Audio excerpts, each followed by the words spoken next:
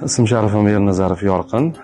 Farzandim Ergash Muhammad Idris Seven School maktabida 1-sinfda o'qiydi. Xo'p, o'zi 1-sinf boladan katta natija kutish nazarimda xato.